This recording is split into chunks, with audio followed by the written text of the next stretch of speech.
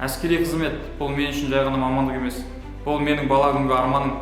Әскери адамдарға қарап қызығатынмын. Әскери форма кию, тәртіпте болу, елге қызмет ету мен үшін үлкен мәртебе болды. Қазіргі таңда бұл арманым шындыққа айналды. Әскери өмір оңай емес, әр күнің тәртіп пен жауапкершіліктен өтеді. Мұндай кездейсоқ ештеңе жоқ, барлығы тәртіпке, еңбекке негізделген. Бірақ дәл осы орта мені шыңдады, маған сабырды, төзімділікті және әрбір қиындыққа берілмеуді үйретті. Қазіргі менің міндетім сарбаздарға үлгі өнеге көрсететін әскери қызметші болу. Мен сарбаздарға тек бұйрық бермеймін, оларға бағыт көрсетемін, үйретемін және әрбір кезде қолдаймын. Әр сарбаз мен үшін үлкен жауапкершілік, себебі олар маған сенеді. Бұл жолда қиындықтар жоқ емес, өзімен күрес болатын сәттер де болады. Сен өзіңнің кім екеніңді түсінесің.